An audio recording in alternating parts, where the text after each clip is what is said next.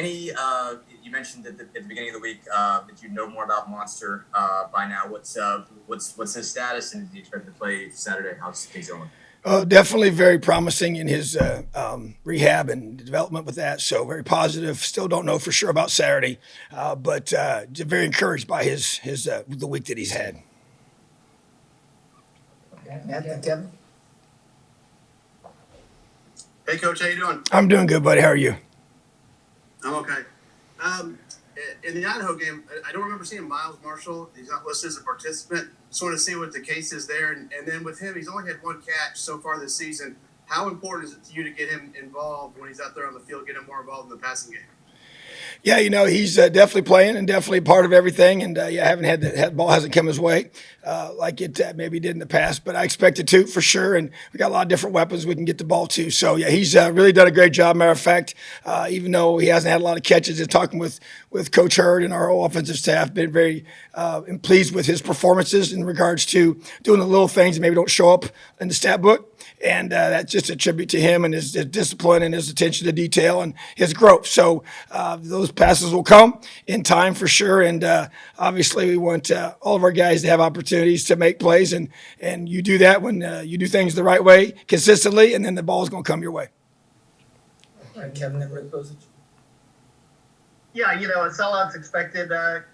Tom, what are your expectations or hopes for the atmosphere and how that can maybe sway things during the course of the game? Well, obviously, very excited about it. Very excited about the response from our fans and selling the stadium out's an awesome thing. Appreciate that, and I know that's a big deal to our players as well. And they're looking forward to it, and definitely adds to the energy in the stadium. You can feel that. Our players can feel it at critical times in the game. It's going to be huge.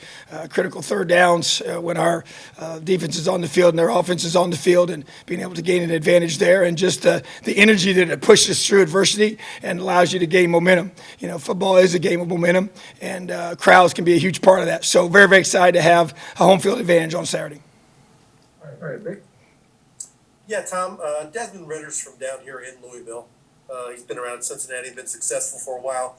As you look at the game on Saturday, what are the most impressive characteristics of him as a quarterback, and what are the most important things for you guys to do defensively to keep him from hurting you? Well, first of all, his poise, sticks out to me on film. You can just tell he's played a whole lot of football. He's won a lot of games. He's very comfortable in their system, and you can tell he knows it well. And his ability, the challenge is the fact that he can run it and throw it equally effectively.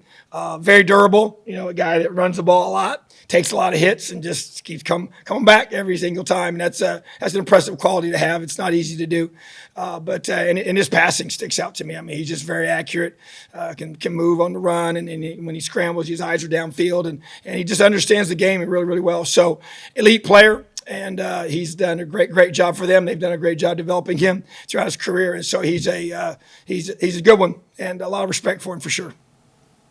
All right, Mike.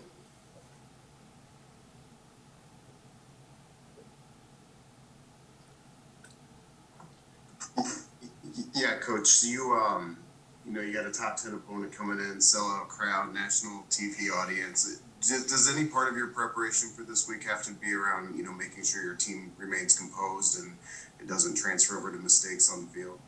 Well, the good news is we played in a lot of big games here at Indiana, and we play a really, really difficult schedule. I do feel like that to have that opportunity to play a team like this at home is special, and those are opportunities that don't always come along every single week. And but yeah, I just feel like that. I think you just continue to focus on the process that you go through to play your best, and that doesn't change. We mention this and talk about this, and going to emphasize this and have emphasized this, this week as well. And that is if you want to play your best in the biggest moments, you fall back to your habits. You fall back to the things that you've trained yourself to do on a consistent basis. It's the execution piece. It's all the preparation, all the film study. It's not some emotional high that you're going to get off of to win a game like that in those moments. Because obviously, when those critical plays occur, usually it's later in the game. Usually, fatigue is set in, and usually you have to be able to rely totally upon the preparation that you've done to get in that moment and just play your best, and then allow yourself to be able to have surrendered the outcome and play present. And that's the things we've been focusing on as a football team throughout this whole offseason into fall camp, and that's how we need to be able to be in this moment on Saturday. So it's a great opportunity after the emotion all wears off and the rah-rah wears off for the first, few series or so. Then it's just rolling up your sleeves and playing football for 60 minutes and beyond, whatever it takes to win. All right, Dustin, and then Kevin. Yeah, Tom, I know we've talked a lot about DJ Matthews over this offseason a bunch, but I guess what told you that he was the guy that you had to get in the first place, and how have you seen him continue to develop and continue to, create some chemistry with Michael over the first couple of weeks here? Yeah, I just think, when he made the decision to put himself in the portal, he's a guy that we had known before. And I have a good, strong relationship with his high school coach, and just be able to know the kind of young man that he was, even though we had not coached him, here before, but knew a lot of that information, and just also talking to him throughout that process, and just felt like he was a really good fit for us and the things he was looking for, and the opportunities that this presented for him from both the position and as well as what we needed offensively. And so just really excited when he made that decision. And ever since he's been here, he's been great, and he works extremely hard. He's got a tremendous attitude, and he's got a great smile, and just really, really excited that he chose to come to be an Indiana Hoosier, and the way he's developed so far. And I believe his best football is ahead of him within our program, and excited to see us get him the football and see him make plays like you saw this past Saturday.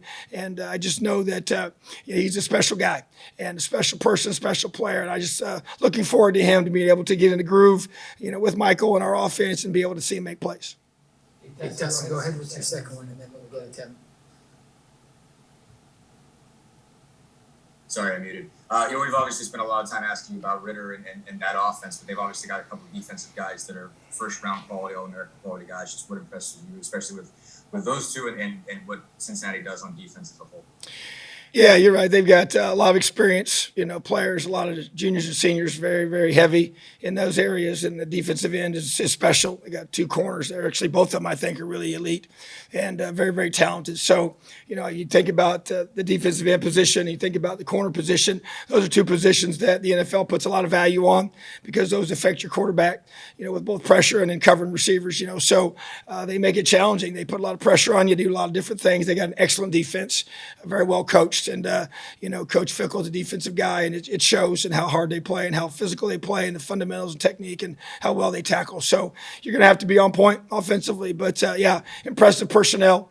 They have, I know they're not in a Power 5 conference currently, but they have Power 5 personnel. So we just feel like it's just like playing a Big Ten football team. All right, Kevin, and then Zach.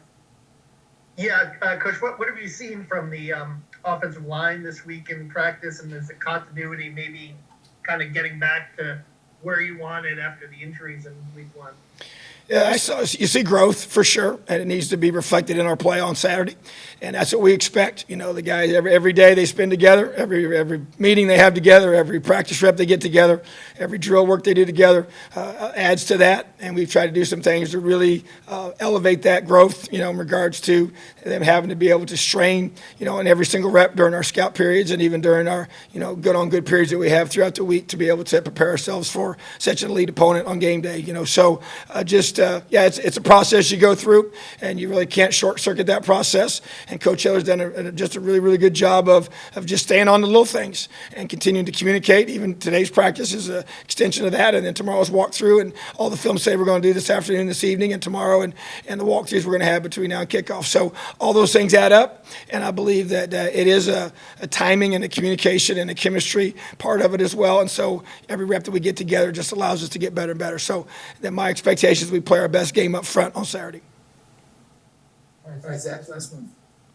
I guess kind of following on from that, it's a little bit technical probably, but in terms of offensive line progress in the run game, are you guys trying maybe to do some slightly different things because you're blocking for maybe a running back with a slightly different skill set? Last year, obviously, you had Stevie, who was really good going downhill, really good in short yardage and things like that. Now maybe with Steven, a guy that's maybe a little bit shiftier, a little bit more explosive at times. Have you I guess, is there almost kind of a change in some of what you emphasize when you're blocking the run?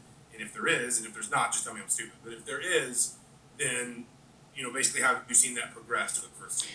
Yeah, I would say that's pretty accurate, and there's no question. We've you watch us play and continue to watch us play, you'll see those things, and that's by design, and obviously that takes some time as well. Like you say, you work on those things during spring ball, and you work on them into fall camp, and those are really your two main windows to physically do those things with that unit together with the coaches out there. And so that to me, and you got a new back that, as we said, only got here during fall camp. So just really trying to maximize that. That's where I feel like as you continue to grow those and the different things that we're doing in our run game, that it's a continual growth. It doesn't mean you're going to come out right out of the gates week one and maybe be the way you want to be eventually when you're doing this for several weeks in a row. So yeah, that I expect it to get better, and I expect us to be able to continue to block better and understand better where those different combos are going to happen, and communication and different things that we do, and where we're looking to try to get the ball to run. So yeah, it's definitely different than we've done in the past.